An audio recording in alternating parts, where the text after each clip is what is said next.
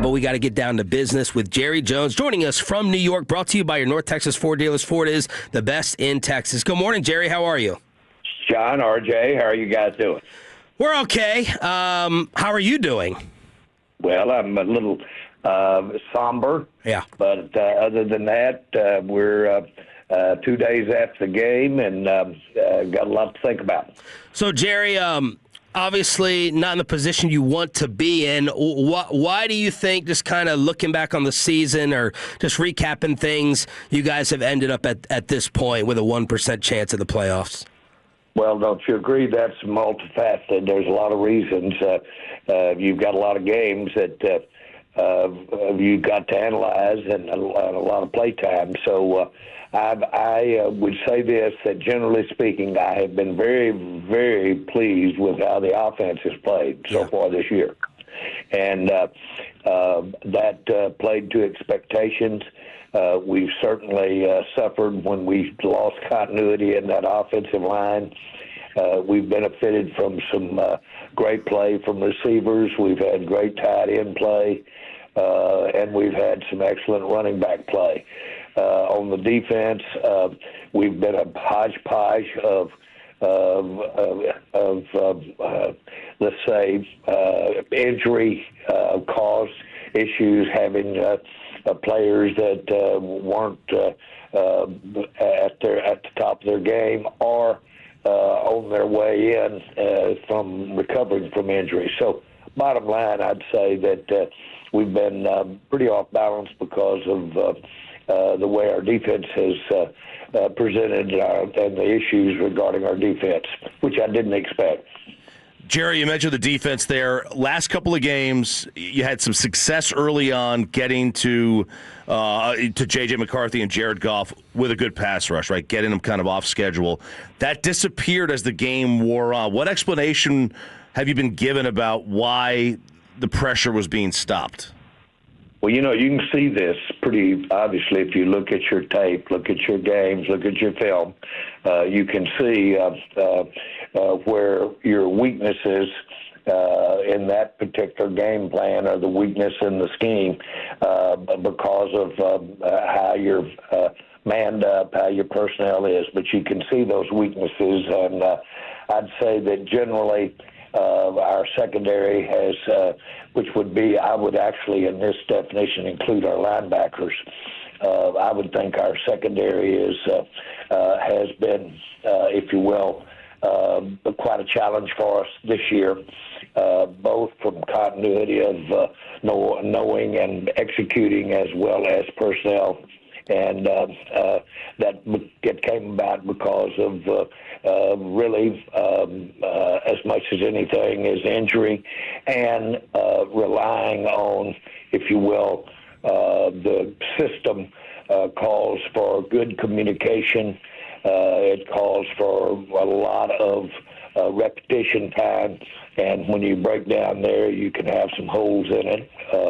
And so we've been challenged from that standpoint right there. I've been a little surprised. It's good to have Overshawn back, but I've been surprised that what we've been able to do with our linebackers. They're generally charged with calling the play, lining them up, quarterback on the defensive side. That area there has been a challenge for us that we've continued to struggle with. Jerry, the offense moved the ball pretty well. Some of the drives, especially the second half, stalled out, settled for field goals. Do you think Shoddy's a little conservative when it comes to settling for field goals instead of going for it on fourth down and short and in plus territory? Not necessarily. We thought if we could get that running game going Sunday, that would be give us a chance to sustain those drives. And you always want to sustain those drives. We early when we had opportunities, and we had opportunities all day long Sunday. And that's one thing to point out is not only Sunday, but against Detroit the week before. It wasn't that we didn't have opportunities to really have a different outcome in those games. And but in both cases, I will say that Detroit as well as what we were playing against Minnesota. We, in the case of Minnesota, we let their quarterback have a big day on us. That wasn't the plan. We could have used more pressure without a question at different times, and the result was that we let him make some pretty significant plays out there. Plus, he played pretty well. But it seems like we're always saying that about these quarterbacks, some of them that haven't played as well, but when they play us, they play better. I think that's telling, too. So, candidly, to just be very upfront about it, I think if we could have gotten this defense in better shape earlier, that we could be sitting here with the kind of wins that would have not had us in this tight spot. Jerry Jones joining us here on 105.3 The Fan. Jerry, is whether you've talked a lot about the defense here already, is whether Matt Eberflus returns as your coordinator going to be determined by how the team finishes over these next 3 weeks? Well, I think that should be a big criteria because these 3 games are vital to us. They're important to us. We don't play a game that's not important to us. It's vital to these players. They're a part of a team here that can get out here, and really, as long as you've got the opportunity to have some good things happen, you should take it, because I've seen it happen. But yes, how we play over these next few weeks will be a big criteria, because I think really we're at one of the peaks of our healthiness right now. And so if we can step out there's some question about our left tackle, but it was Guyton. But if we can step out there and have 3 good games, then I think that all should go in the decision making. Jerry, is part of the struggles on defense, you think, an issue of maybe some of the players just don't fit naturally with the scheme that Matt Eberflus runs? No, it's more than an adage. The coaching is putting players that taking the things they do best and adapting your scheme to it. There's always that chicken and egg thing. Well, the players might have been better if you had more of a pressure attack. You want a bend, don't break team, those type of cliches. But no, I'm satisfied that the players we have fit what we're trying to do really well. Jerry Jones right here on 105.3 The Fan. Jerry, we have Coach Schottenheimer on. He told us last Friday, and we heard and played what you said about Trayvon Diggs' health being the reason he's not out there. Schotty told us Friday he was pretty healthy. Diggs spoke after the game and said he was good to go. Where's the miscommunication? There's no miscommunication. I've never seen a player that usually wasn't wanting out there earlier than he got out there. He felt like he could go. I've never seen it. No, I've seen a lot of players say they couldn't go. But when you are rehabbing, when you're coming back, then it falls into that world where you go out and practice. And when you practice, you're asked to do things the way they're going to be presented to you in a game. And if because of your, I call it because of your health, you might, and your own personal way you play the game, and he's really, Diggs has a very unique way, in my mind, that he contributes to a team. And you've got to absolutely be at the top of your game because he will basically, at times, go away from the scheme to make a great play. And when he doesn't make that play, you can have a bad play. And so if you're not capable, and I've seen Deion Sanders, I've seen Diggs make plays that others can't make. But boy, you got to be very capable physically of making those plays. When he is practicing, he's not convincing the ones that make those decisions. He's not convincing them that he's ready to make those kinds of plays. That's a good answer. Jerry, do you guys feel at all like some of Trayvon's lingering injury issues are related to the fact that he rehabbed outside the facility this offseason? Well, I've never been satisfied. We have a serious commitment in all of our agreements that says unless it was bargained out in the negotiation that you should be there under the supervision of our rehab. That's a must, and that's why that's in there, is so that we can be satisfied that you've taken those times during the off season when you have surgery or you have rehab, that you do it under the supervision and under the guidance and the, if you will, pushing the intensity of our own supervision. When you don't have that, it's been my experience that the rehab is compromised. Jared, do you feel like Trayvon as a player and a sort of locker room presence has been different or changed since you guys signed him to the extension? Again, I don't want to go there. I think injury is the big issue. Jerry Jones joined us here, 105 to the Fan.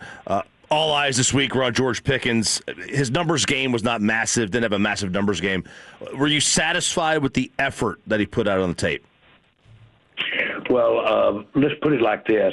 They did a good job of mitigating him, and it was effective. But as far as his effort, I would have liked to have seen him make a few of those outstanding catches that he makes, but I'd like to have seen Dak with more time to get him the ball. So that was the main concern. That was the main reason that he probably wasn't more productive, is just the way we were schemed and the kind of pressure that Dak got. Has anything changed in the last 2 weeks regarding your desire to bring him back next year in the future? No. Jerry Jones joining us here on 105 through the Fan. Jerry, with obviously some long odds facing you guys at making the postseason at this point, do you worry at all that you may have lost one of the healthiest seasons Dak Prescott has left? Well, when we extended Dak, we were well aware of his injury history. And that's one of the big angst from a managing of your resources. That's one of the big challenges, that you have to weigh downtime. You have to weigh injury time. I will tell you, there's nobody that gets himself in a better position to not wait to lose time than Dak. He's outstanding. His preparation, his work ethic. For him to do that and be at the quarterback position is rare. And so that's one of the big reasons that we have him as our quarterback. So you see the benefits of it when you have a season like we've had this year. But to his credit and Schottenheimer's credit, they've implemented an offense here that gives him a better protection in my mind. And he's been excellent at getting that ball out. And he's been excellent at just mixing it up in his reads that have not had him have some of the physical, if you will, action that he's had in his past career. What I'm trying to say is that I think the way we're playing the game, the way Shotty wants to run our offense, the way we want him to be a part of our future, gives us a better chance to have him on the field than we had in, let's say, his first 5 or 6 years. So that's a long answer to a must that, we lose a lot when we don't have Dak out there, of course. Jerry, if Philadelphia wins on Saturday, you guys are eliminated. If that happens, what is the plan for Dak and some of the other starters after you guys are officially eliminated in terms of playing them with nothing on the line? Well, we'll worry about that circumstance when the time comes, but a win is very, very important in the NFL. And a win is important to me. And a win does a lot of positive things. I don't care when it happens. And we owe it to that mirror, and we owe it certainly to our fans that we want to walk out there and be competitive. We will not try for a draft position. We won't be looking at anything like that. We'll be out there playing football, and we'll bring them to play. So that's a long-winded way of saying we'll play football under whatever the circumstances are. If we were getting ready to go into the playoffs, which is the circumstances you're talking about as being eliminated from the playoffs. If we were getting ready to go into the playoffs and in 3 weeks we were lining up for our first playoff game, you might give his status a lot of consideration because you'd want him there healthy for the playoffs. Jerry Jones joining us here on Shan and RJ on 105 through the Fan. Jerry, we know how much you want another Super Bowl. You've talked before about how the check you would write, if you could see it, it would just be embarrassing. But how far away does that fourth one feel for you right now? Well, I'm not in any way. I love the bones of our team. I love the fundamentals in our team right now. And we've got some outstanding players, and we're in good shape with how we've structured our salary cap. And I really like the idea that we've got some extra picks. I like what we've done throughout this year and putting some cornerstones in place that will help us as we go forward. So when I look at our future looks very bright. And again, I think we've got key players at key positions. We've got some great draft picks ahead of us, and we've got some salary cap room to pay it. That's the reason we've made some of our decisions we've made. Don't pay any attention to, I read where we don't have much cap room. Well, I think everybody understands that the real test of your cap room is how you manage and put dollars and spread dollars out. We've got more spread out room than we would have had or we've had in the past. And, Jerry, you have a lot of those options because of the big Micah deal, awful injury for him. Do you have any reaction to Micah being hurt for the year and just kind of looking back on how that trade worked out for you guys? Well, I'm sad for Micah. That's quite a challenge. And I wish him the very best on his recovery. And hopefully I'll never forget, I always use this. Michael Irvin said when he had his big surgery during his, I think, second year with the Cowboys, he said he realized what football really did mean to him. And he said the surgery really launched him into the best parts of his career because he got to feel what it might be like not to play again. And so there's a lot of things that ways you can couch this thing. But, Mike, I wish you the very best. Jerry Jones here on Shan and RJ every Tuesday, 105 through the Fan. We will finish with this. You are in New York City to receive a tremendous honor, being inducted tonight into the National Sports Broadcasting Hall of Fame. Congratulations. And, Jerry, just speak on that honor for us.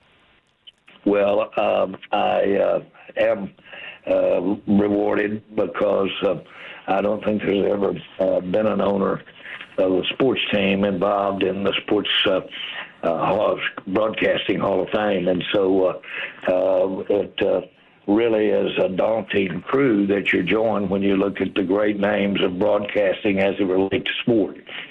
So it's quite an honor, and I'll be seeing a lot of really old friends and people that have really been a part of the really obvious evolving of what sports broadcasting has become.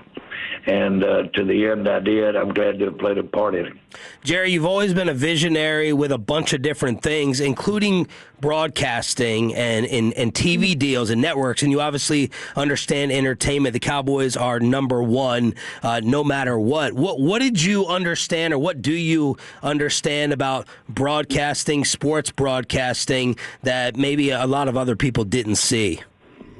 Well, I don't want to go as far as to say other people didn't see it. Yeah. But I've always had the highest appreciation for the value of something very unique. Directors and producers, as we know them, can't script live sports. Yeah. It is an impromptu happening, and it catches a situation with all of the preparation that goes into the game. And the ones that have done a great job, and they have, is they've literally taken a play that can last for just seconds, and they can memorialize it and so that it's a part of history forevermore. Now, that's broadcasting.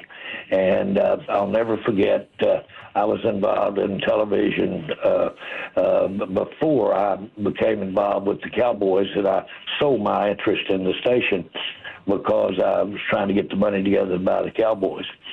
And I Love Lucy, the second reruns of I Love Lucy, the great comedy, came through, and it was unbelievably expensive. And you couldn't imagine paying that much money because there's no way to make any money. So I visited with a competitor, and he said, Jerry, he said, the drunks make all the money in TV. And I said, what do you mean by that? And he said, I Love Lucy comes in, you pay it. It immediately raises the cachet of our station to have I Love Lucy. And number two, when they buy I Love Lucy, they also have to buy some things at 11 o'clock at night. We make them, if they want to get in on I Love Lucy. And so he said that's called a loss leader. And he said, and plus, once they get on your dial, they respect your dial more with that kind of programming. So when I got in the NFL, I told everybody, I said, we need to become the I Love Lucy of not just sports, but of broadcasting. And so it's been a goal to become what is known as a loss leader. But, I just couldn't have ever imagined the power of eyeballs, and that has evolved as time has gone along. But every time I've seen it happen and seen it work and saw these huge audiences out there, then you knew that you could help someone sell their product or service by having that much more interest by putting it along a broadcast of an NFL football game. So it's evolved. I'd like to say that I saw all of this coming, but I've been a part of it as it's evolved. Well said. Congratulations, and thanks for answering all the tough questions this morning. Thank you, Jerry. You bet, guys. Have a good day. Jerry Jones, brought to you by North Texas Ford Dealers. Ford is the best in Texas.